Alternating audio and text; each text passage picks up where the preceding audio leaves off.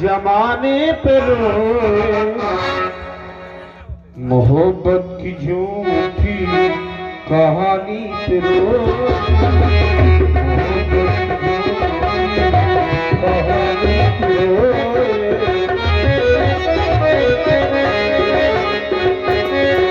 बहुत चोट खाए जमाने पे रोए, बहुत चोट खाए जमाने पे रोए, मोहब्बत की झूठी कहानी पे रोए।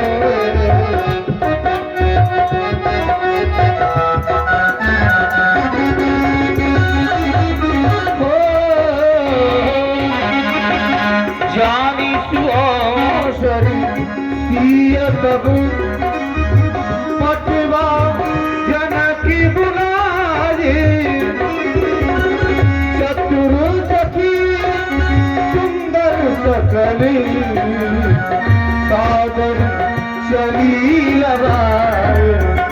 न सोचा न समझा न देखा न भाला, तेरी आरज़ू ने हमें मार डाला, हमें मार डाला।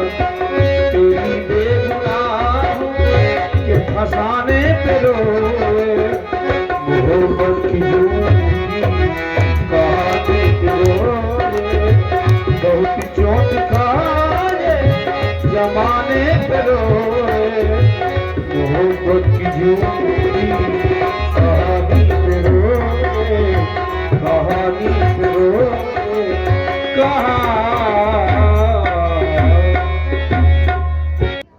इसके तो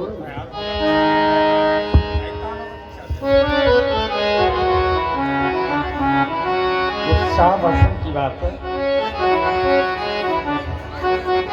मेरे अंतःपुर में प्रवेश करने को अधिकार मेरे राज्य की राजदासिकाओं को है, अथवा परम पूज्य आदरणीय गुरुदेव श्री शतानंद जी को, इसलिए मेरा संदेशा भिजवा दे क्या?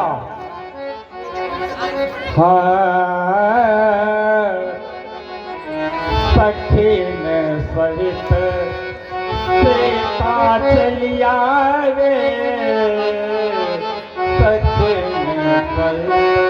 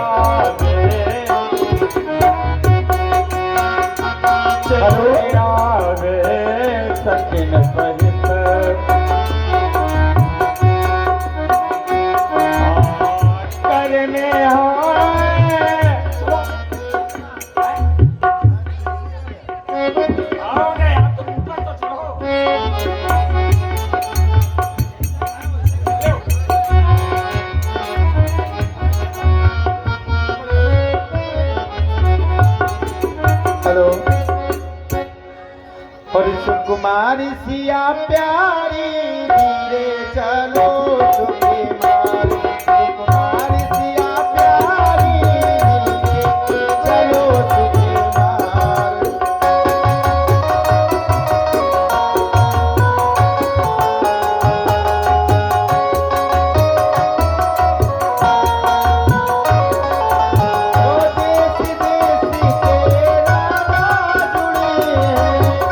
राजा जुड़े महाराजा जुड़े,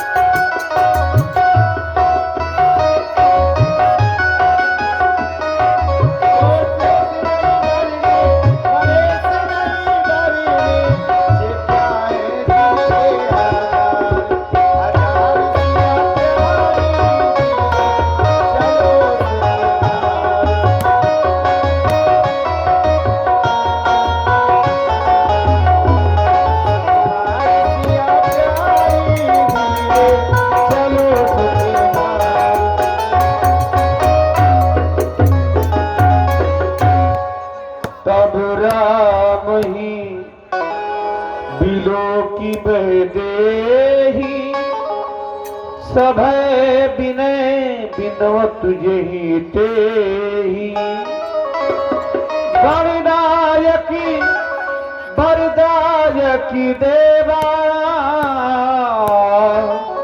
आज लगे तू कीने सेवा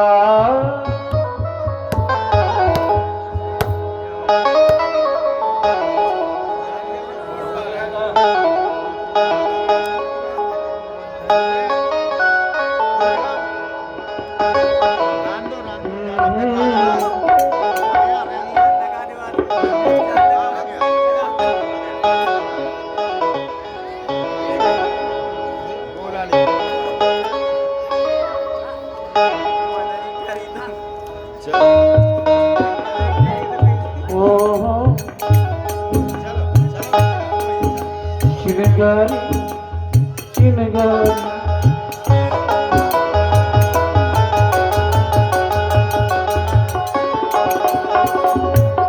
और अब देखेंगे जनक जी का कानून बिलाप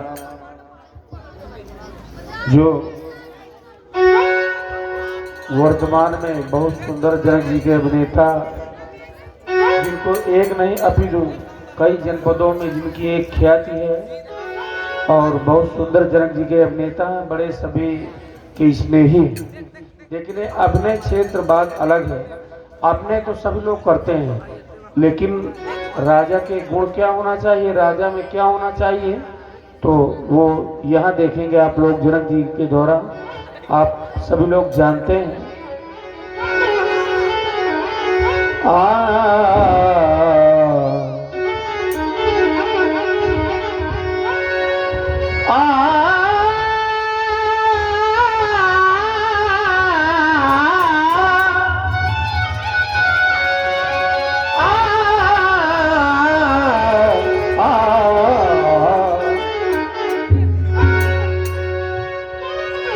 श्रीहत भय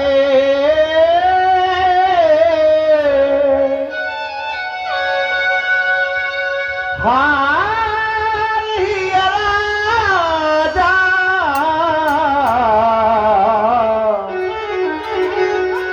बैठे निजी निजी जाई समाजा। जो राजा प्रलाप करते थे हम धनुष का खंडन करेंगे, वही राजा श्रीहत हो गए। यह दृश्य जनक जी ने देखा। और क्या देखा? नपन बिलो की जनकी अकुलाने बोले बचन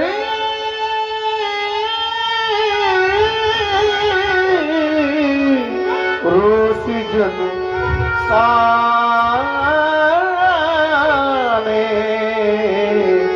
ओ साने।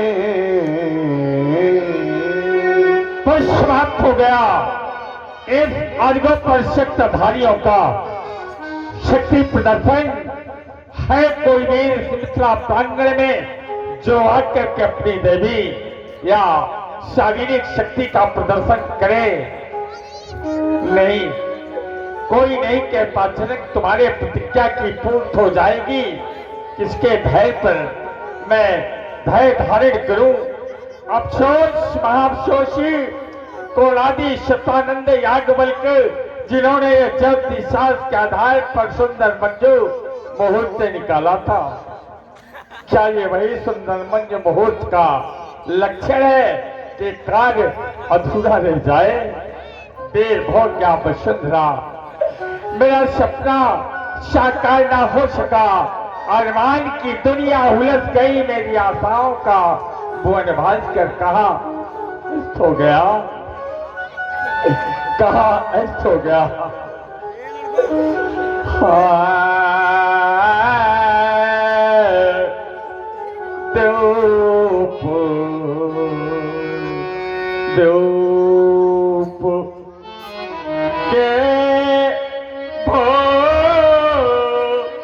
पतना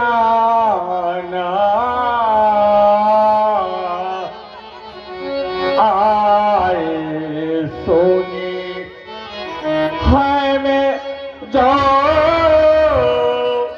पेड़ठाना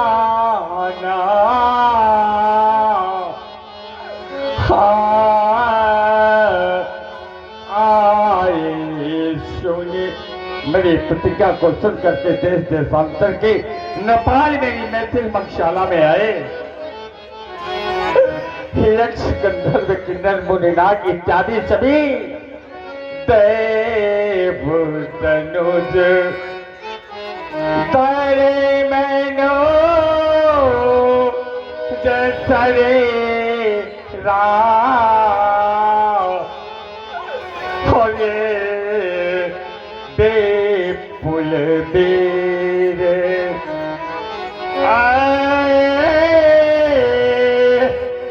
रणे तेरा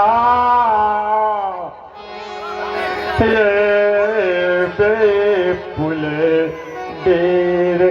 सभी राजा गया है इस अजगर पर अपने शक्ति का प्रदर्शन किया, श्रीहीन हो गए। हाथों में उसको बलशाली कैसे कह सकता हूँ? हाँ, ये कह सकता हूँ कि युद्ध में धैर्य धारण करने वाले नेपाल हो सकते हैं, लेकिन बलशाली नेपाल नहीं हो सकते हैं। क्यों?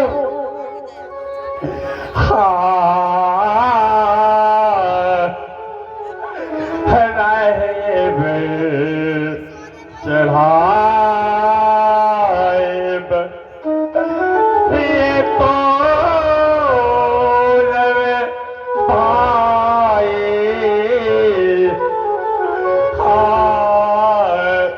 तिल भर भूमि न सके छुड़ाए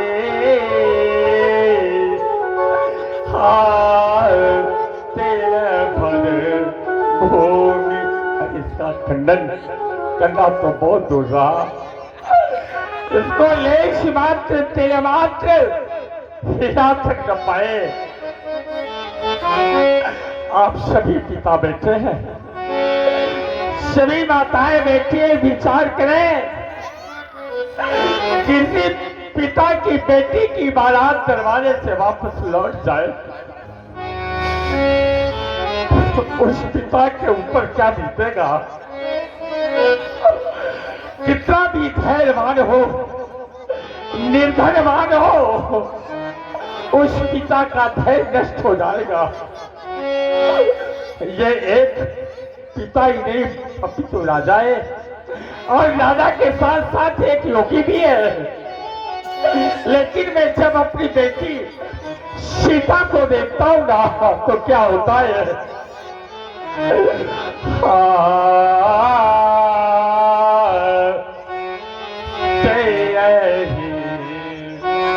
बिलो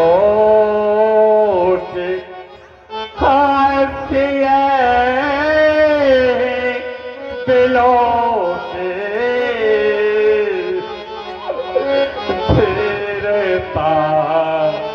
भागे ये रहत कहावत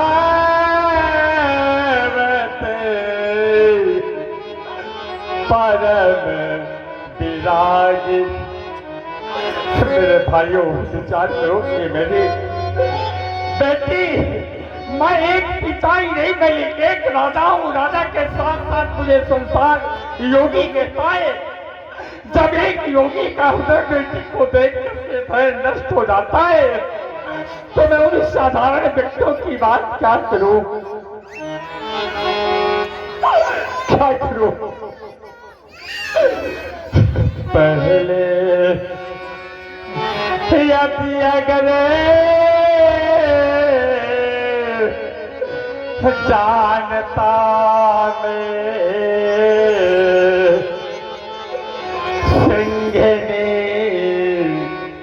प्यार है उपजाए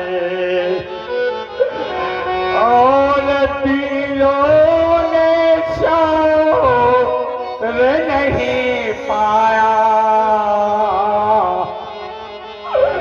ये बलहीन चाप थे आए, और ये पीर बीर बेदनिया अतिया गरे जानकारी होते तो कभी नहीं शास्त्र करता, ये ढालते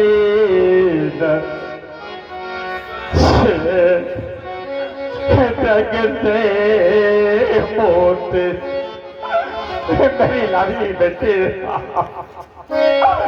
यदि तुम्हारे रूप में अपने पेड़ का प्रचार करता हूं तो मेरी नीलवंश का अस्तित्व सदा के लिए गौरवहीन हो जाएगा। ऐसे साल के आए हुए पलो जिस आशा को लेके आप आए थे कि हम धनुष का खंडन कर देंगे और लाडली सीता का पाय ग्रहण करके मिथिला से ले जाएंगे, मेरी आशाओं में पानी दिया है, मसल्ली कली मेरे आहर बात किया। क्या करूं, इसमें मुझे एक कहना पड़ रहा है क्या कि आसरा छोड़ प्रस्थान करो, यह पर नहीं रचा विधाता और मेरे बेटे का विवाह लिखा नहीं विधाता। मैं मान गया कि जिसने मेरी लाडली बेटी का विवाह लिखा ही नहीं, कैसे लिखता, मेरी बेटी तो ब्रह्मा की रचना से परे है। ये सभी कन्याएं जो बैठी हुई है ये आप समझा है, और मेरी लाडली सीता खड़ा समझा है। जिस समय मेरी मिथिला में अकाल पड़ा था, मेरे मिथिला की संपूर्ण जनता त्राई त्राई कर रही थी, देवर्षि नारद के मतानुसार मैंने हल्का दर्शन किया, उस समय इस बेटी को प्राप्त किया। इसमें एक नहीं दो नहीं तीन गुण समाहित है। तो मनोहारी मेरी कन्या और दूसरा विजय बनी, तीसरी इसकी कीर्ति थी कभी जो त्रैलोक के स्वर्णाक्षरों में अंकित किया जाएगा इसका नाम। ऐसी मेरी लाडली बेटी, क्या करूं, संसार में कितनी भी कठोर से कठोर हृदय वाली माता हो और अपने उदर से बेटी का जन्म दिया, और जब बेटी खूब पाल पोस कर बड़ा करती है और जब बेटी सयानी हो जाती है तब अपनी गोदी में बैठा करके उसको कहती है, हे लाडली बेटी, कि बेटी होते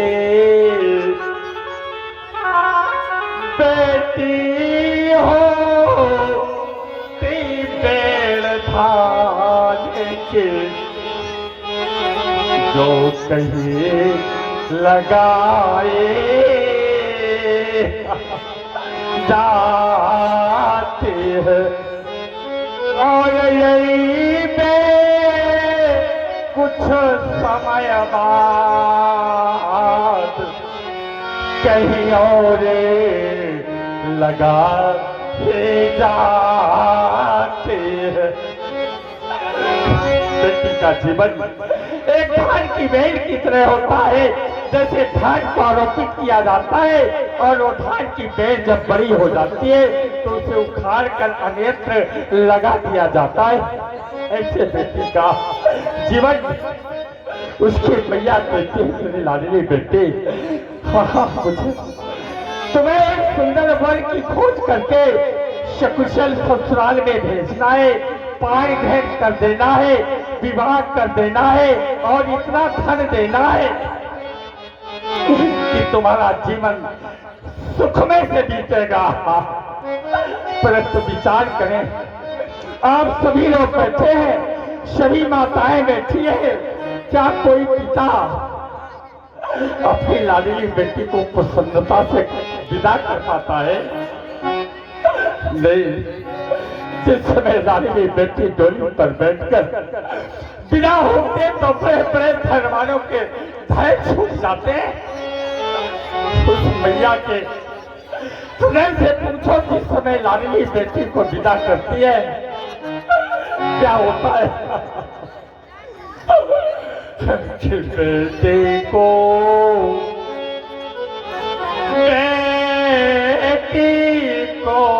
चार सब कुछ दे दो, पर संतोष नहीं होता। और बेटी की प्रथम विदाई में हर माते पिता बैठा रोता। ये सभी पिता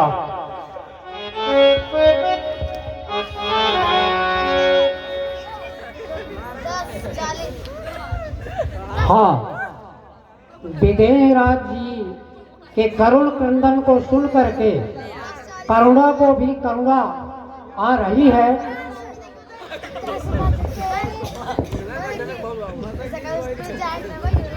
51 रुपये श्री सुशील कुमार यादव, 51 रुपये श्री विमल कुमार पाल, 51 रुपये सरस्वती कोटार, 51 रुपये सौम्या कोटार। ये दोनों बालिकाएं हमारे श्रृंगारी महोदय श्री अशोक कुमार कोटार की सुपुत्री हैं। वाकई में जो हमारे श्रृंगारी हैं श्री अशोक कुमार कोटार अथक परिश्रम करते रहते हैं, रात रात भर सभी पात्रों को जो है संवारते और सजाते रहते हैं। और 101 रुपये श्री अमर सिंह, आप जो है प्रयागराज में एसटीएफ में पदस्थ हैं। 51 रुपये श्री रुद्र मिश्रा, आप जो है हमारे अध्यक्ष जी के भतीजे हैं। 51 रुपये श्री अनिल कुमार उर्फ श्री छोटा भैया धर्मपुरा, 51 रुपये श्री हरिओम धर्मपुरा, 51 रुपये श्री रामलाल गुप्ता, 11 रुपये श्री भोला राम गुप्ता, 51 रुपये श्री शिव अवतार गुप्ता, 21 रुपये श्री भोला प्रसाद सविता और समिति को सहयोग स्वरूप 1101 रुपये श्री शारदा प्रसाद यादव सुपुत्र स्वर्गीय श्री महादेव यादव जी प्रदान कर रहे हैं। बहुत बहुत धन्यवाद, बहुत बहुत साधुवाद। आप सभी दानदाता विदेहराज जी की ओर से विशेष आशीर्वाद के पात्र हैं। बहुत बहुत साधु। सभी माताएं बैठी हैं और सभी पिता बैठे हैं जिन्होंने अपनी बेटियों को विदाई किया है। उनके हृदय से पूछो कितना आशीर्वाद करते हैं। जब लाडली बेटी को मैया विदा करती है ना, तब क्या करती है?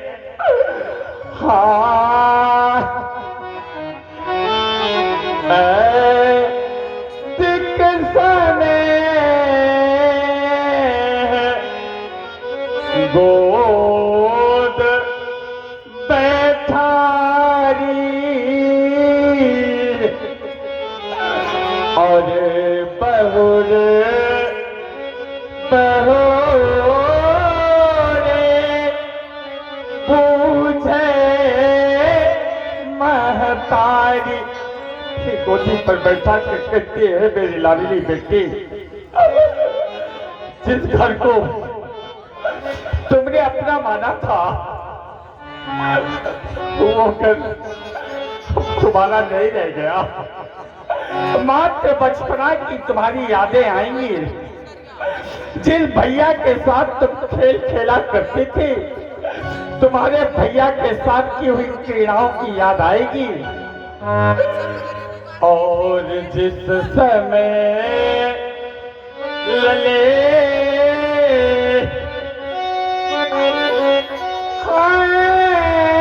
विदा होगी,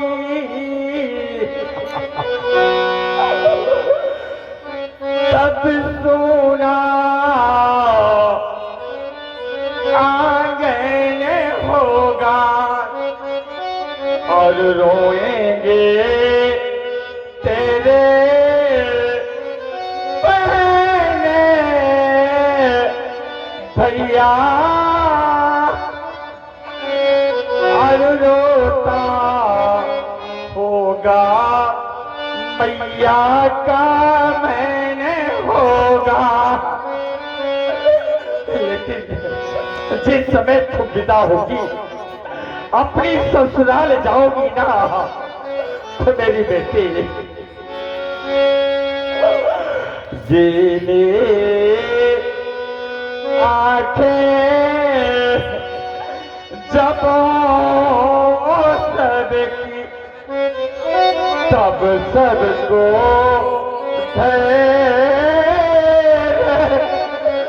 बना देना। और क्या करना कि उस घर को स्वर्ग बनाना तुम, और इस घर को नहीं भुला देना। मेरी लाडली अपनी ससुराल में जाकर उस घर को स्वर्ग बना देना। लेकिन है बेटी, अपनी मैया को ना भूलना। जिस समय विदा होती तो मैया कहती है कि है मेरी बेटी, मुझे भुला देना, अपने भाइयों को चाहे भुला देना, परंतु अपने बूढ़े पिता को मत भूलना। जब मैया पिता का नाम ले लेती है ना, फपट फपट कर रोने लगती है कि माँ, तुमने तो मुझे अपने उदर से जन्म दिया और मेरा पिता तो मेरा लालन पालन किया है, मैं कैसे अपने पिता को भूल सकती हूँ? कदापि नहीं। याद करें मेरे मित्रों, मेरे भाइयों, संसार में सबसे ज्यादा पिता को चाहती है तो बेटी चाहती है। यदि पिता बालक को बेटा को डांट लेता है तो स्वयं बेटे को मनाना पड़ता है पिता को। और कदाचित किसी कारणवश से पिता लाडली बेटी को डांट देता है ना, तो बेटी बार बार अपनी मैया से यही कहती है कि माँ, मेरे पिताजी ने खाना खाया कि नहीं? यदि मेरी मैया तो कह दो ना, तो मैं जाके अपने पिता को मना लाऊं। ऐसी दया होती है तो मात्र बेटी में होती है, लाडली में होती है। क्या करूं? नजने मातु कन्या सुधरना नहीं है, और जो जने मातु कन्या सुधरना वही है।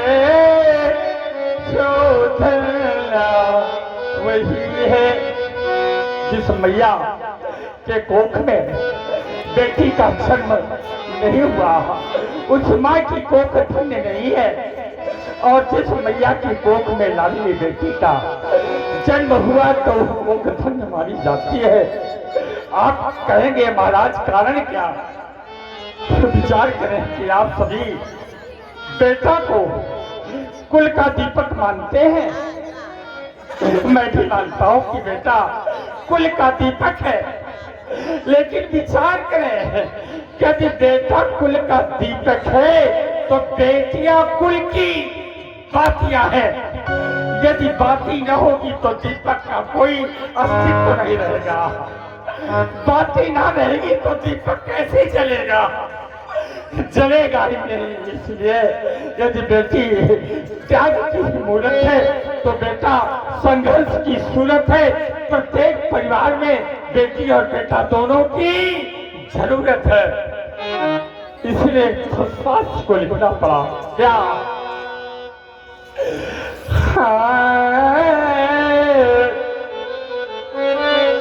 पौत्रे पवित्र कुल दो, पौत्रे पवित्र बेटी दोनों कुल को पवित्र कर देती है। एक तो अपने मैया को और दूसरा हाँ कोई भी बेटी किसी कारणवश उसके गलत कदम उठ जाए तो माता पिता का नीचा हो जाएगा। और वही लाडली बेटी चरित्र प्रवार्य है तो ससुराल में भी जाएगी तो लोग कहेंगे कि फला की बहू, हाँ बहू ने साक्षात लक्ष्मी आई है। इसीलिए तो शास्त्रों को लिखना पड़ा कि बेटी दोनों कुलों को पवित्र कर देती है।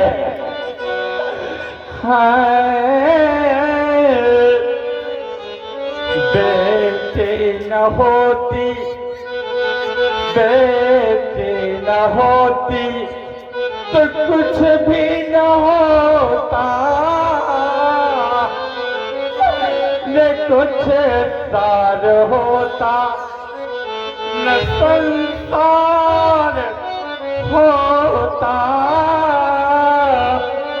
ये बेटी न होती। आप सब ये बेटियों की देन है। हम और सब आप जो दिखाई दे रहे हैं, बेटी न होती तो ये कैसे हम आप सब लोग होते।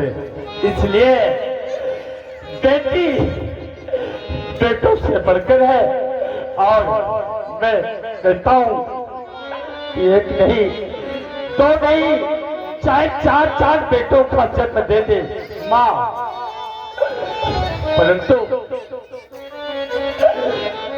शास्त्र में 28 नरकों का वर्णन किया गया है और कहीं कहीं 27 नरकों का वर्णन है।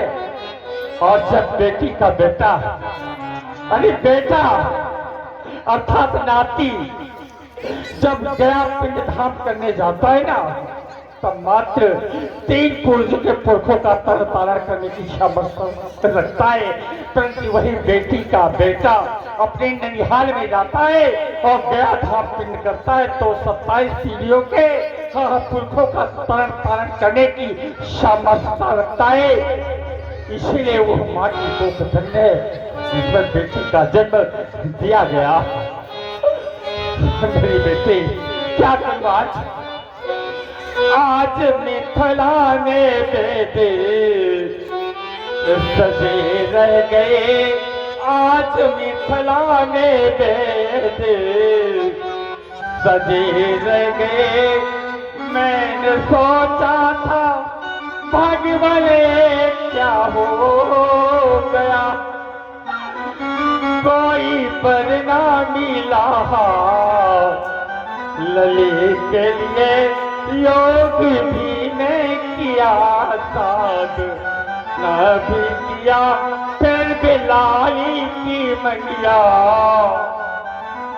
सोने रह गई।